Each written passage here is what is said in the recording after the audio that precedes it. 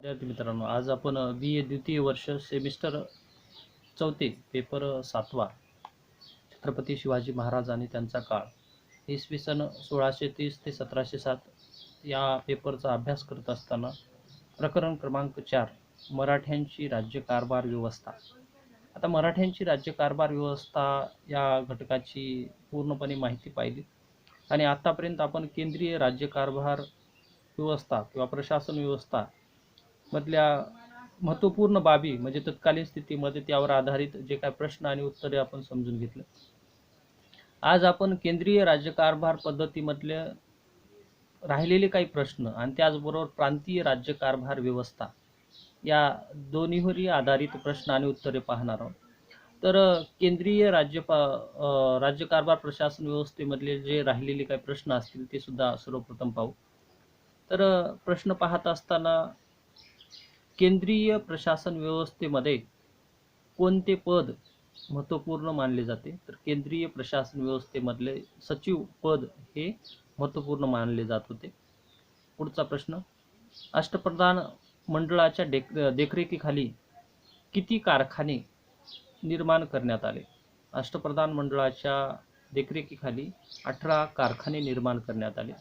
पुढचा प्रश्न, अष्टप्रधान मंडळाच्या देखरेखीखाली किती महाल बनवण्यात आले?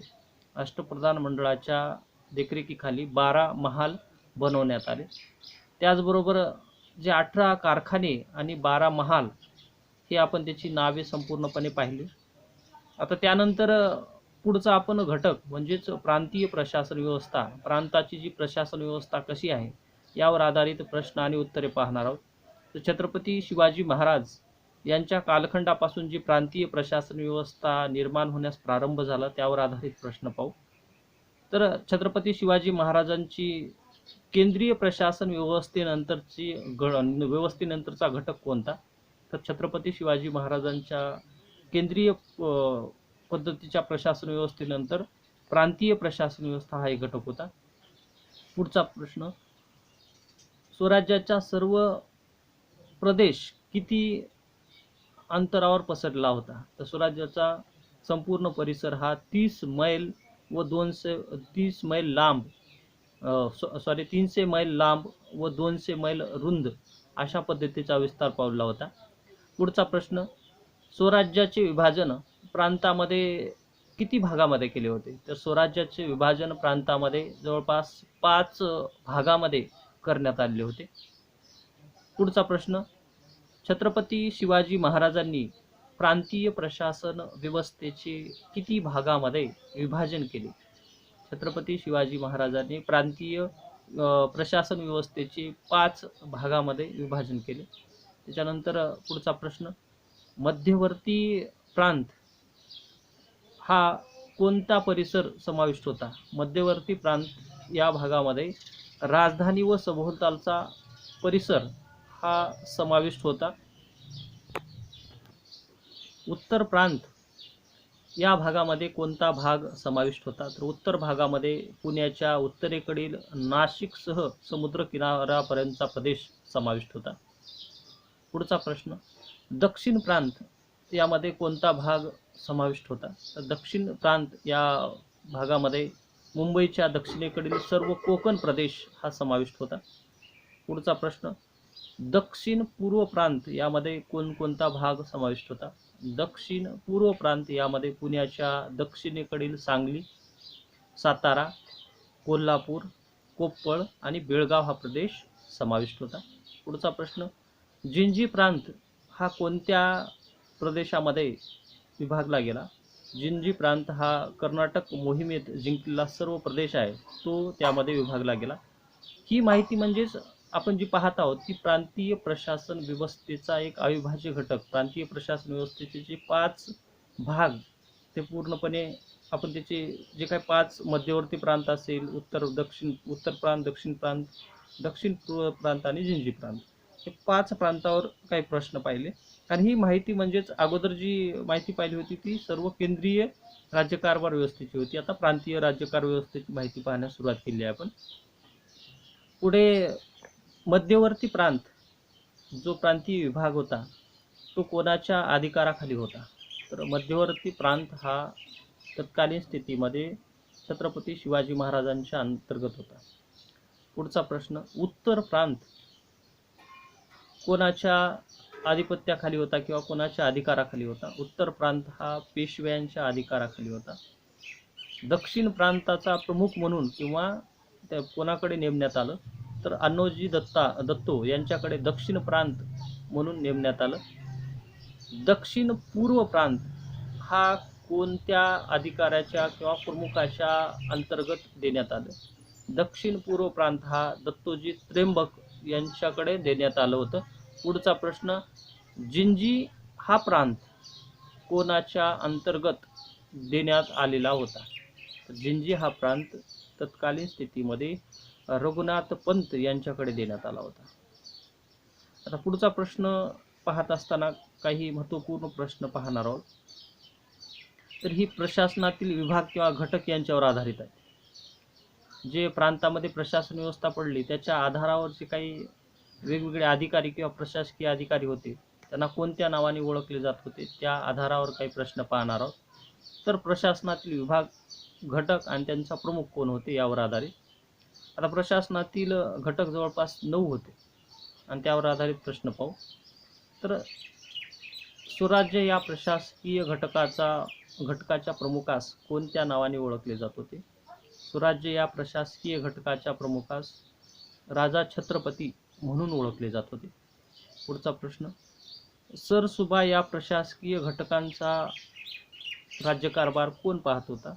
सरसुभा या प्रशासकीय घटकावरचा राज्यकारभार किंवा त्या ठिकाणचा प्रमुख व्यक्ती सुभेदार सरदेसाई या 2 नावाने ओळखला जात होता.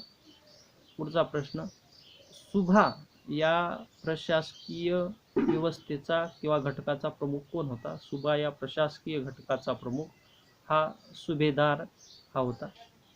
पुढचा प्रश्न, परगणा या प्रशासकीय घटकाचा प्रमुख म्हणून कोणाला ओळखलं जात होतं? परगणा या प्रशासकीय घटकाच्या प्रमुखाला सर हवालदार या नावाने ओळखलं जात होतं. पुढचा प्रश्न, महाल किंवा तर्क या प्रशासकीय घटकाच्या प्रमुखाला कोणत्या नावाने ओळखले जात होते? महाल किंवा तर्क या प्रशासकीय घटकाच्या प्रमुखाला हवालदार या नावाने ओळखले जात होते. गट या प्रशासकीय घटकाच्या प्रमुखाला कोणत्या नावाने ओळखले जात होते?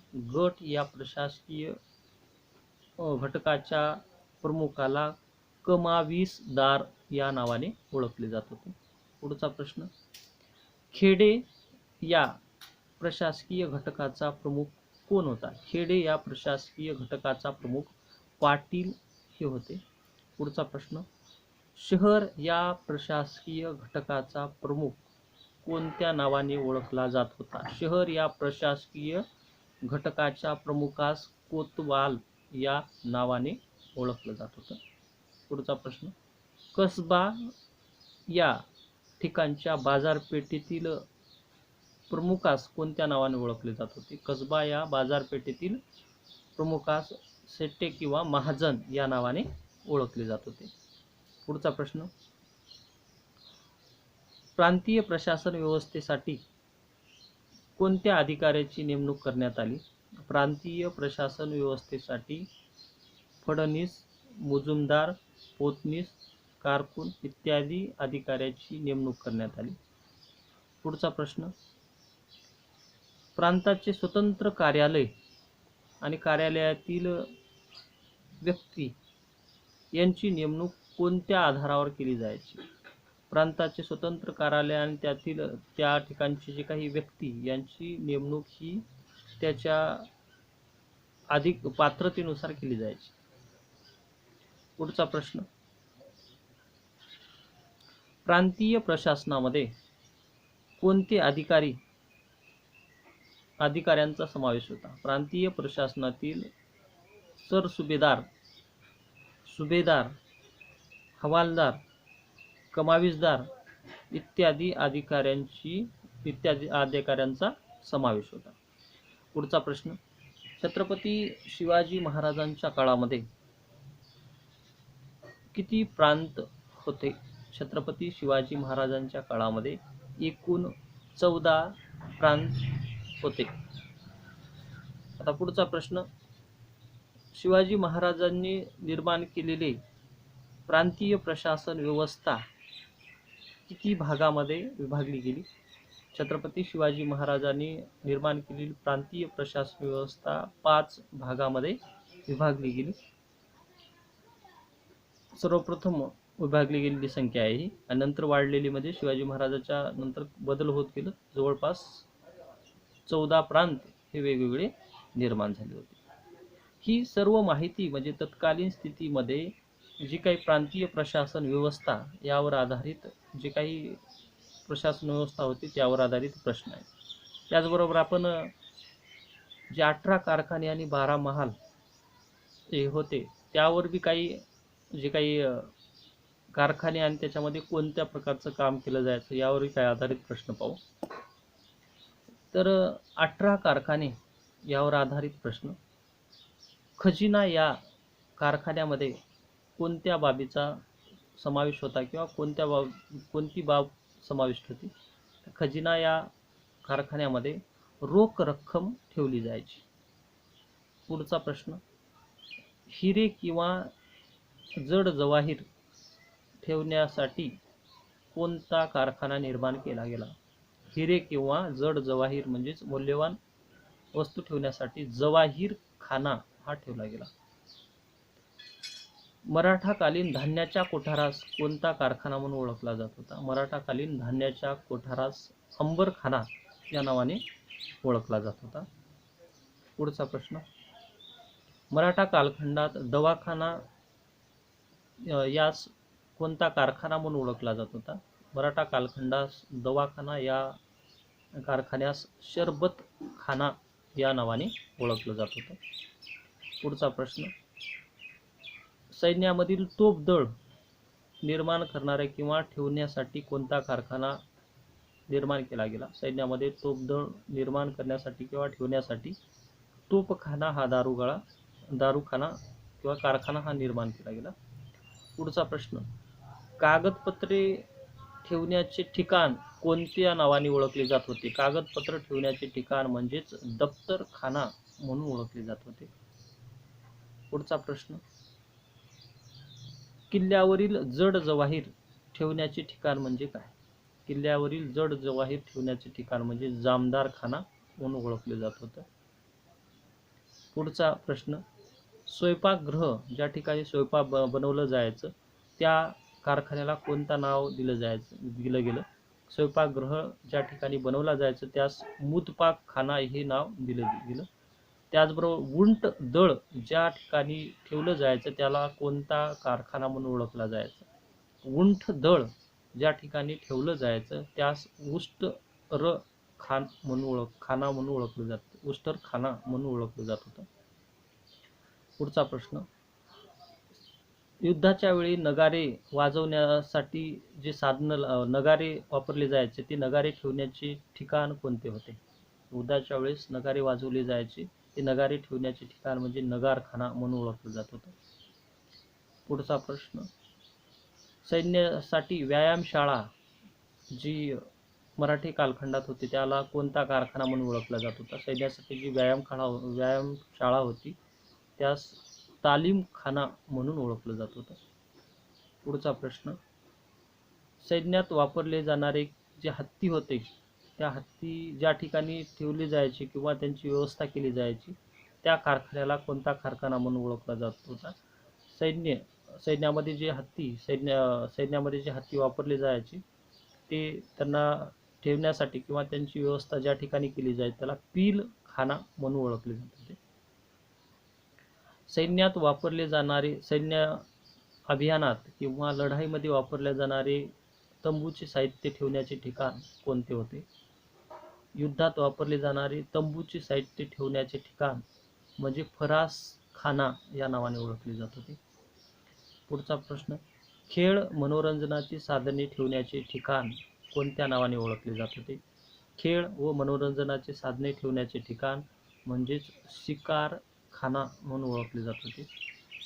पुढचा प्रश्न, तोफा किंवा बंदुका यांच्यासाठी लागणारा दारुगोळा ठेवण्याचे ठिकाण कोणते होते? तोफा किंवा दारुगोळा ठेवण्याचे ठिकाण म्हणजेच दारूखाना म्हणून ओळखला जात होता. मत्स्यालय हा विभाग कशासाठी कोणत्या नावाने ओळखला जात होता? मत्स्यालय हा विभाग शहतखाना म्हणून ओळखला जात होता. हे होते 18 कारखान्यावर आधील प्रश्न. आता 12 महाल.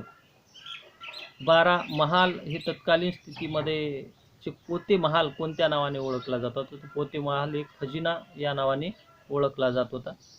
पुढचा प्रश्न, सौदागीर महाल कोणत्या नावाने ओळखला जात होता? सौदागीर महाल हा माळ नावाने ओळखला जात होता. पुढचा प्रश्न, पागा महाल कोणत्या नावाने ओळखला जात होता? पागा महाल घोड्याचा तबेला म्हणून ओळखला जात होता. शेरे महाल कशासाठी प्रसिद्ध होता? शेरे महाल हे विनोदगृह म्हणजे ज्या ठिकाणी नाटक किंवा अन्य बाबी होतात मनोरंजन त्यासाठी. पुढचा प्रश्न, भट्टी महाल कोणत्या महालाला ओळखलं जातं? भट्टी महाल हे गोशाळा गायी ठेवण्याची ज्या ठिकाणी असतात त्याला टकसाल महाल, ज्या ठिकाणी टकसाल महाल कशाला म्हटलं जातं? नाणी पाडण्याचं ठिकाण यास टकसाल महाल म्हटलं जात होतं. सबिना महाल म्हणजे कोणत्या नावाने ओळखलं जात होतं? सबिना महाल हे पहारेकरी राहण्याचे ठिकाण यास सबिना महाल म्हटलं जात होतं. अशा प्रकारे जे काही प्रांतीय प्रशासन व्यवस्थेमधल्या आणि केंद्रीय प्रशासन व्यवस्थेला काही भाग राहिलेला होता, त्याचबरोबर प्रांतीय प्रशासन व्यवस्था यावर आधारित आपण प्रश्न आणि उत्तरे पाहिली. उद्याच्या पिरियडमध्ये आपण खेड्यातील जी प्रशासन व्यवस्था यावर आधारित प्रश्न जे काय असतील ते पूर्णपणे अभ्यासणार आहोत.